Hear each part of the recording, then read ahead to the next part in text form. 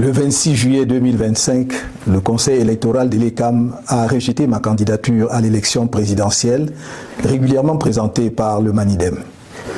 Le 28 juillet, j'ai déposé un recours contre cette décision infondée devant le Conseil constitutionnel. Le 4 août, nous avons présenté à cette haute instance tous les arguments de fait et de droit qui plaidaient en faveur de la validation de ma candidature, ainsi que les éléments de preuve qui établissaient l'imposture de la seconde candidature attribuée au MANIDEM. Le 5 août, au terme de son délibéré, le Conseil constitutionnel a rejeté mon recours demandant la validation de ma candidature au motif qu'il est non fondé. La décision de m'écarter de l'élection présidentielle de 2025 a été prise de longue date par le régime RDPC. Ce régime n'a jamais supporté que nous ayons évité le gros piège politique des élections législatives et municipales de 2020 en choisissant le boycott. Le régime voulait détruire le MRC à travers ces élections et ne nous a jamais pardonné d'y avoir échappé. Dès lors, la campagne de diabolisation du MRC et de son président national était lancée et la décision d'empêcher ce dernier, par tous les moyens, de prendre part à l'élection présidentielle de 2025 était prise. C'est dans cet esprit que les élections législatives et municipales prévues en février 2025 ont été reportées à mars 2026 afin d'empêcher le MRC d'avoir des élus et de pouvoir présenter son candidat à l'élection présidentielle d'octobre prochain. Le régime RDPC a organisé pendant plusieurs mois de faux débats sur la nullité du mandat impératif pour montrer malgré cela que le MRC ne pourra pas présenter de candidat sous sa bannière et que s'il tentait de le faire, celle-ci serait rejetée et le pouvoir veillerait à ce qu'il n'y ait pas la moindre protestation. Bien plus, on nous a indiqué la seule voie qui s'offrait à nous: faire présenter ma candidature par un des 18 partis politiques ayant obtenu des élus à l'issue des élections de 2020.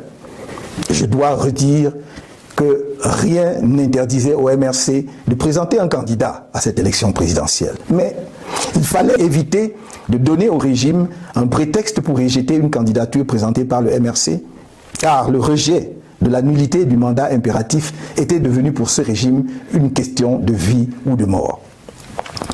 La présentation inattendue de ma candidature sous la bannière du MANIDEM fut un choc à peine voilé pour le pouvoir de Yaoundé. Pris de court, le régime en place s'est empressé de fabriquer un nouveau président de MANIDEM ainsi que son dossier de candidature pour créer artificiellement ce qu'on a appelé une pluralité d'investiture. Camerounaises, Camerounais, mes chers compatriotes, j'adresse mes remerciements chaleureux à tous ceux nombreux qui m'ont manifesté sans relâche leur soutien patriotique et démocratique durant cet épisode qui vient de se dénouer devant le Conseil constitutionnel le mardi 5 août 2025. Je remercie tout particulièrement l'honorable Jean-Michel Nietzsche, président national du FCC, coordonnateur de l'APC, ainsi que tous les membres de l'APC qui avaient décidé de porter ma candidature. Dans la même veine, je remercie le président national du MANIDEM, M. Anissé Georges Ekané, pour son patriotisme remarquable et son sens de l'histoire, sa fidélité aux idéaux qui fondèrent son engagement politique, son courage et sa détermination à voir notre pays reprendre sa marche nationaliste vers le progrès. C'est aussi pour moi l'occasion de saluer l'engagement exceptionnel de tous les responsables ainsi que les militants du MANIDEM pour leur soutien à ma candidature. J'exprime ma reconnaissance aux dirigeants et aux nombreux militants du MRC pour leur soutien indéfectible, leur engagement inébranlable et leur courage remarquable face aux multiples épreuves qui lui sont imposées au quotidien par un régime sans inspiration ni aucune vision pour le pays. Mes chers compatriotes, j'ai dit et répété que je ne vous trahirai pas. Et je ne vous ai pas trahi. En revanche, le Conseil constitutionnel, la justice et l'ECAM, le pouvoir en place à travers le ministère de l'administration territoriale notamment, qui a été de tous les mauvais coups contre nous, vous ont trahis sans état d'âme. La communauté internationale, notamment l'Organisation des Nations Unies, qui a signé une convention secrète avec l'ECAM le 9 mai 2025, prétendument pour garantir la transparence de l'élection présidentielle de 2025, vous a trahi. Cette communauté internationale, si prompte à se montrer aux côtés de la dictature qui écrase le peuple camerounais, ne s'est pas sentie concernée par le crime politique du régime RDPC contre notre peuple. Bien au contraire, elle s'est assise sur les valeurs qu'elle dit promouvoir et qu'elle prétend défendre. Mes chers compatriotes, dans le cadre de la préparation de ma campagne à l'élection présidentielle d'octobre prochain, j'ai procédé le 30 janvier 2025 au lancement de la levée des fonds irrelatifs conformément à la législation en vigueur. Suite au rejet de ma candidature, j'informe l'opinion publique que les contributions pour ma campagne à la dite élection sont désormais closes. En dépit des dépenses déjà effectuées dans le cadre de cette campagne, j'informe qu'il sera procédé au remboursement des contributions reçues dans les comptes bancaires ouverts à cette occasion, ainsi que dans les différents comptes chez les opérateurs mobiles. Des mesures d'ordre pratique sont en train d'être prises à cet effet. Camerounaises, Camerounais, mes chers compatriotes, je suis debout et resterai à vos côtés. La lutte continue. Vive le Cameroun. On 26 July 2025, the Electoral Council of ELECAM rejected my candidacy for the presidential election, which had been duly submitted by Manidem. On 28 July, I lodged an appeal against this unfounded decision with the Constitutional Council. On 4th August, we presented this High Court with all the factual and legal arguments in favor of validating my candidacy, as well as the evidence establishing the imposture of the second candidacy attributed to Manidem.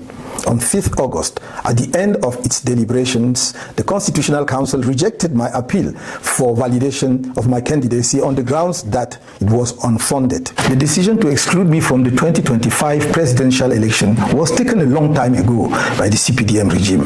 This regime never accepted the fact that we avoided the big political trap of the 2020 legislative and municipal elections by choosing the boycott. The regime wanted to destroy the CRM through these elections and never forgave us for escaping. From then on, the campaign to demonize the CRM and its national president was launched, and the decision was taken to prevent him by any means possible from taking part in the 2025 presidential election. It was with this in mind that the legislative and municipal elections scheduled for February 2025 were postponed until March 2026 in order to prevent the CRM from having any elected representatives and from being able to present its candidate in the presidential election next October.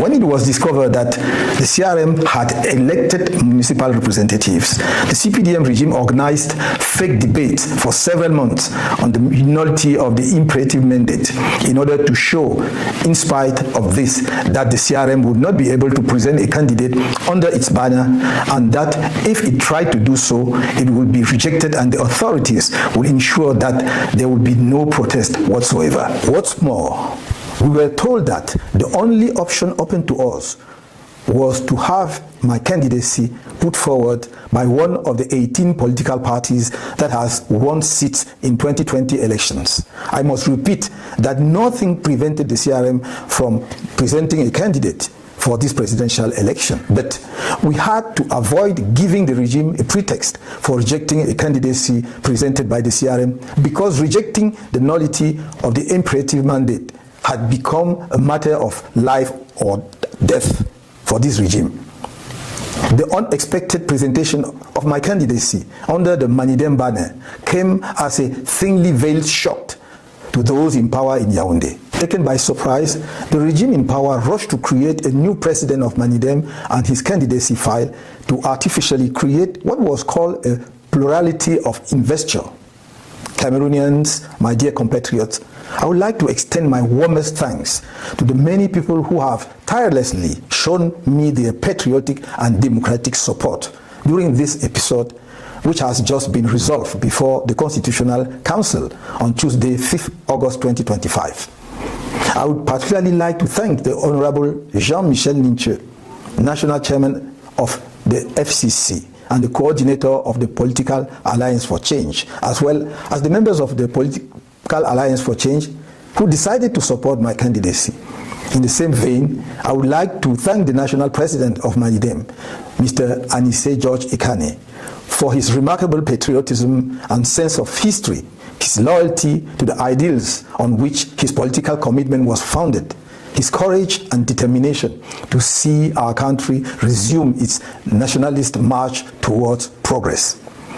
This is also an opportunity for me to salute the exceptional commitment of all the leaders and activists of MANIDEM for their support for my candidacy. I would like to express my gratitude to the leaders and many militants of the CRM for their unfailing support, their unwavering commitment, and their remarkable courage in the face of the many trials imposed on them on a daily basis by a regime that has no inspiration and no vision for the country. My dear compatriots, I have told you again and again, I will not betray you. And I have not betrayed you.